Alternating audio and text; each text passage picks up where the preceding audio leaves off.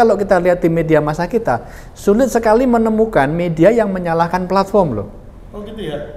Padahal kalau platform mendaftar, itu nggak ada kan blokir ini kan? Gitu loh.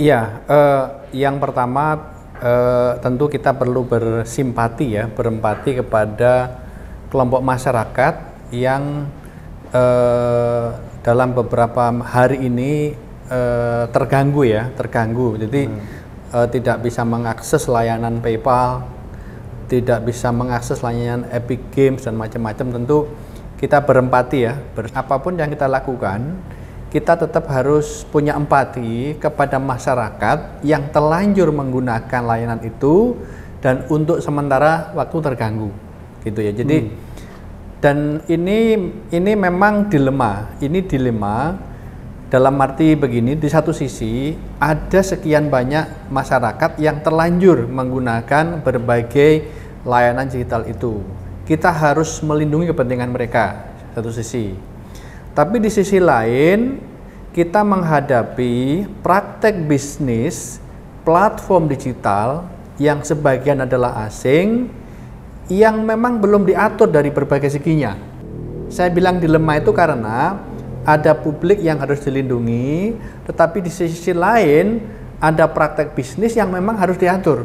Jadi pendaftaran ini kan sebenarnya tahap awal saja untuk pengaturan berikutnya terkait dengan pajak, terkait dengan transparansi tentang data, perlindungan data, mereka harus taat pada kedaulatan fiskal kita dan lain-lain. Jadi ini juga perlu. Jadi dilema itu dalam arti kan dua hal yang harus sama-sama dilindungi, tapi dalam hal ini kan agak berbenturan.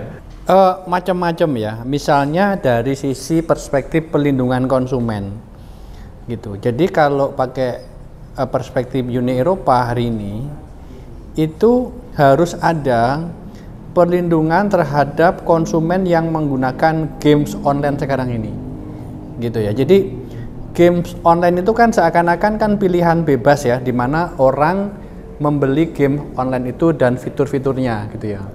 Tetapi sebenarnya dari perspektif perlindungan konsumen tidak sesederhana itu. Misalnya orang pada awalnya diberi layanan game yang gratis.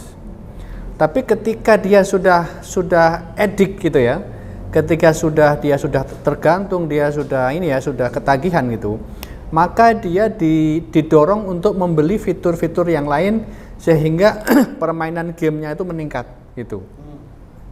Lama-lama pengguna game online itu nggak rasional lagi gitu ya. Jadi dia spending uangnya itu melebihi dari kemampuannya. Waktu istirahatnya, waktu produktifnya digunakan untuk itu.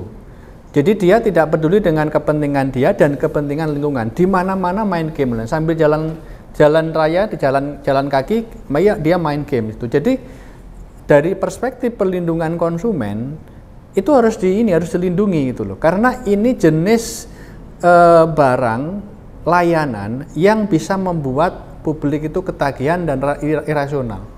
Nah, dari sisi itu maka perlu ada pengaturan dalam konteks perspektif perlindungan konsumen. Belum lagi kalau kita bicara misalnya yang diramaikan kan PayPal gitu ya. Mungkin belum terjadi di Indonesia, tapi terjadi di negara lain termasuk di Amerika Serikat. Layanan keuangan seperti PayPal ini ketika dia belum dominan, dia servisnya bagus sekali. Tapi ketika dia sudah dominan, itu semena-mena loh. Dia tiba-tiba bisa dia bisa tiba-tiba bisa lebih tinggi, menahan rekeningnya konsumen. Tiba-tiba menjelang pemilu itu dia diskriminatif terhadap orang-orang dengan identifikasi identitas tertentu, itu dipersulit layanannya.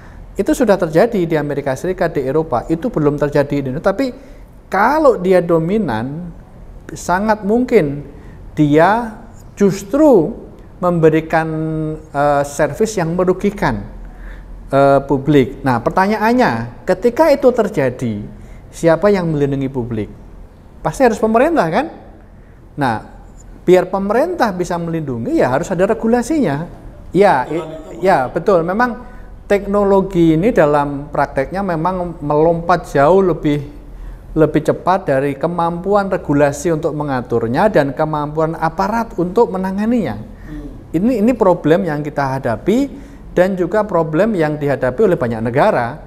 Misalnya dalam kasus doxing, bullying, hacking itu kan kejahatan yang berbasis teknologi. Ya, aparat kita pun juga mengalami kesulitan untuk menangani. Tapi saya ingin sedikit melompat. Yang cukup aneh menurut saya adalah ketika kasus blokir PSE ini muncul gitu, media massa di Indonesia, netizen di Indonesia rame-rame menyalahkan pemerintah. Padahal ini kan ada dua urusan kan, pemerintah platform tidak mendaftar dan karena tidak mendaftar diblokir. Jadi kesalahan pertama adalah tidak mendaftar. Tetapi kalau kita lihat di media massa kita, sulit sekali menemukan media yang menyalahkan platform loh. Oh gitu ya? Padahal kalau platform mendaftar itu nggak ada kan blokir ini kan, gitu loh. Ya, jadi istilahnya yang pertama adalah domestifikasi platform digital. Platform digital itu didomestifikasi sebagai urusan nasional.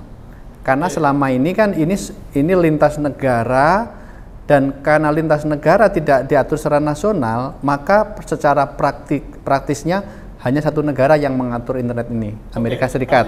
Pertama itu. Maksud saya begini, jangan sampai urusan internet itu hanya diatur oleh satu rezim saja secara global, yaitu Amerika Serikat. Maka negara-negara sekarang itu mencoba mendomestifikasi dengan cara membuat regulasi-regulasi. Itu Uni Eropa itu yang paling kenceng itu ya. Enak aja Amerika Serikat ini namanya globalisme, unilateralisme. Jadi internet itu fenomena global, tapi yang mengatur dan mengambil surplusnya itu hanya satu negara. Nah, itu Amerika Serikat. Ya, itu yang sekarang sedang dipersoalkan di seluruh dunia. Maka dari itu langkah mengatur PSE ini, meskipun ada beberapa kelemahan, saya lihat itu, ini adalah langkah yang tepat. Di Asia Tenggara kita yang pertama yang berani melakukan itu. Maka oleh karena itu menurut saya dengan beberapa perbaikan Mas Tulus ya, Kominfo harus jalan terus ini dengan kebijakan itu. Nah, saya sekarang ingin jawab pertanyaan Mas Bung Sebas, pengaturannya apa aja? Itu macam-macam Mas. Ada yang mengatur soal data, yang GDPR itu, undang-undang PDB yang kita belum selesai, mudah-mudahan cepat selesai. Ada yang disebut social media law, undang-undang sosial media, itu mengatur konten media sosial. Prinsipnya kalau ada hoax yang meresahkan masyarakat, yang tanggung jawab bukan hanya orang yang membuat hoax, tapi platform yang menyebarkan, Facebook, Twitter, dan lain-lain. Itu undang-undang media sosial. Kemudian ada publisher right yang mengatur hubungan antara media massa dengan agregator, dengan platform media sosial. Kemudian ada divert tax regulation, undang-undang tentang pajaknya. Biar Google, Facebook itu membayar pajak di sini ketika ada transaksi di Indonesia, bukan bayar pajaknya di sana, di negaranya sana. Jadi istilahnya memang perlu ada gugus regulasi yang mengatur tentang digitalisasi ini, dan itu macam-macam regulasinya. Ya, kalau di media sosial, jadi saya malah begini, Bung Sebas ya. Ini kan di media sosial dalam seminggu ini itu kan digunakan oleh para netizen yang merasa kecewa untuk membuli Kemenkominfo, membuli, memaki-maki bahkan dengan kata-kata yang kasar gitu ya. Mereka kecewa betul gitu ya. Blokir Kominfo. Nah, saya malah bilang begini pada teman-teman saya, bahwa media sosial hari ini digunakan untuk menghakimi Kemenkominfo tanpa kesempatan Kemenkominfo untuk membela diri, itu justru menunjukkan ada masalah dengan media sosial ini. Ada masalah dengan media sosial ini karena media sosial itu seperti memfasilitasi satu pihak menghakimi pihak yang lain tanpa ada etika. Justru itu menunjukkan dibutuhkan regulasi yang mengatur paling tidak media sosial. Karena kalau media sosial itu kita anggap ruang publik baru atau ruang publik digital, itu pasti ada etikanya gitu loh. Jadi kalau Kemenkominfo dikritik, kritik itu beda dengan a priori, beda dengan maki-maki. Dan kalau dia ruang publik, pasti ketika Kemenkominfo dikritik dengan keras, Kemenkominfo harus punya ruang untuk menjelaskan. Nah, itu berarti ada yang bermasalah dari platform media sosial kita ini. Kenapa? Karena proses penyebaran konten di media sosial sepenuhnya diserahkan pada mesin. Dan mesin itu tidak bisa memastikan bahwa konten, ujaran, kritik yang muncul di ruang media sosial itu sesuai dengan nilai-nilai publik gitu. Jadi menurut saya malah ketika kemarahan yang berlebihan di media sosial itu diungkapkan di sana, justru menunjukkan justru karena itu media sosial perlu diatur ini. Meskipun pengaturannya tidak boleh bertentangan dengan prinsip-prinsip kebebasan, demokrasi, dan lain-lain. Nah, yang kedua yang saya lihat, kemarahan-kemarahan ini belum membayangkan bahwa PayPal, Yahoo, Google, Facebook itu juga rezim sebenarnya. Dan mungkin dalam beberapa hal ini rezim yang bahkan lebih kuat dari negara sekalipun. Sehingga menurut saya idealnya media massa, media sosial lintas negara ya? Lintas negara dan belum diatur oleh regulasi yang ketat gitu. Jadi menurut saya harusnya civil society, media massa mengkritik pemerintah, nggak masalah karena memang media massa, civil society itu nature-nya memang mengkritik kekuasaan kan, mengkritik pemerintah itu sudah benar. Tetapi kalau mereka tidak bersikap kritis kepada platform digital, itu menurut saya aneh. Karena itu juga rezim sebenarnya. Itu juga sebentuk kekuasaan gitu. Jadi balancing lah mestinya. Gitu. Sebenarnya negara-negara Eropa pada umumnya mengalami keriuhan, kehebohan ini 5-6 tahun yang lalu. Jadi ini sebenarnya alamiah ya. Jadi negara mencoba bersikap keras pada platformnya ogah-ogahan, arogan karena dia yakin akan didukung oleh publik gitu kan. Kemudian jeder platform macam-macam memboikot dengan cara nggak daftar macam-macam, publik bereaksi, kemudian regulasinya dikendorin dikit tapi kemudian kenceng lagi gitu. Jadi kalau saya lihat itu semacam SOP buat platform global dimanapun ya, termasuk di Australia yang terakhir itu. Kalau negara ingin mengatur mereka, ingin mendomestifikasi mereka, itu semacam SOP. Mereka akan memboikot, mereka akan menyabotase, mereka akan mencoba membenturkan pemerintah dengan opini publik dan semacamnya. Itu terjadi.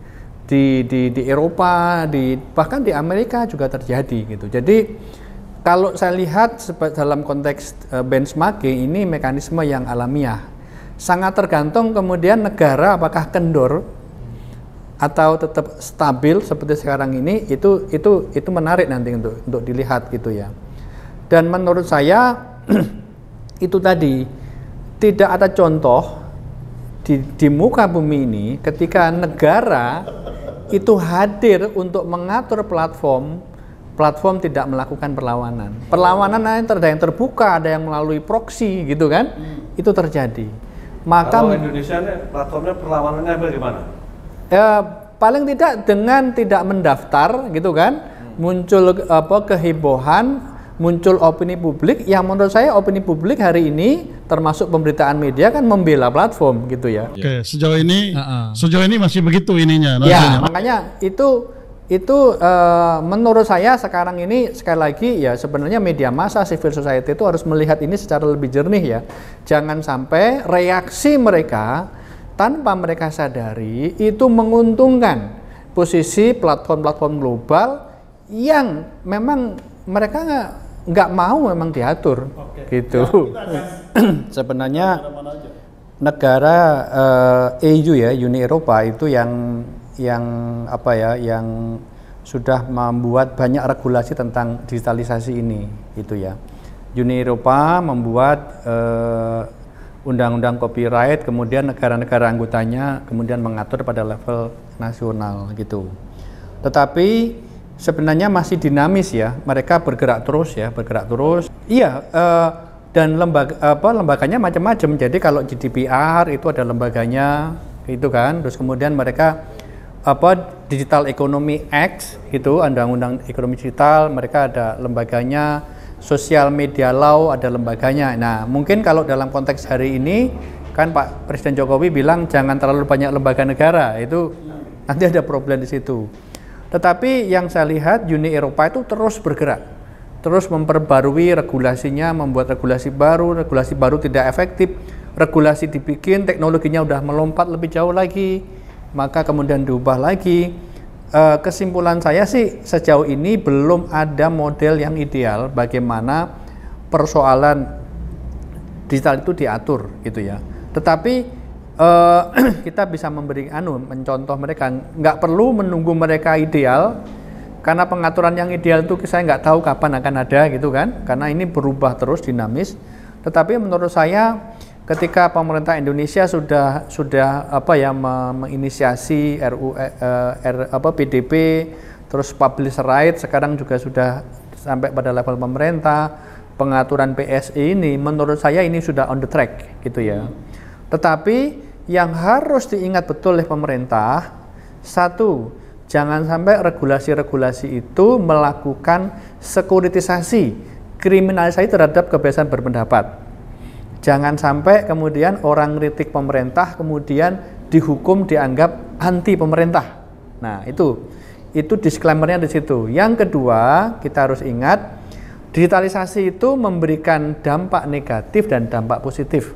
Yang kita atur adalah dampak negatifnya terhadap ekonomi nasional, pelindungan konsumen dan lain-lain. Tetapi dampak positifnya itu juga banyak. Nah, dampak positifnya itu harus selalu dipreservasi. Gitu. Jadi jangan sampai kita hanya ingat negatif-negatifnya, tapi yang positif ini karena kita ingin ngatur negatif, yang positif ikut tergerus. Ya, itu yang harus dihindari. Ya, jadi kan digitalisasi ini dalam negativitas maupun positivitasnya itu kan masalah yang sistemik gitu ya. Maka pendekatannya, penyelesaiannya harus sistemik.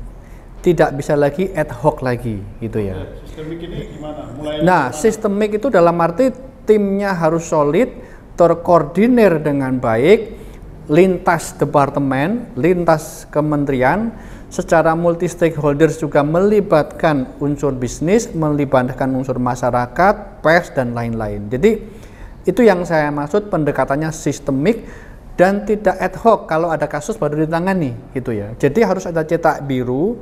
Ketahanan digital itu seperti apa, chapter-chapternya, lokus-lokusnya apa saja, pengaturannya bagaimana dan seterusnya, itu menurut saya itu belum ada. Tapi belum terlambat untuk Indonesia itu ini didekati dengan secara sistemik, bagaimana pengaturannya secara komprehensif.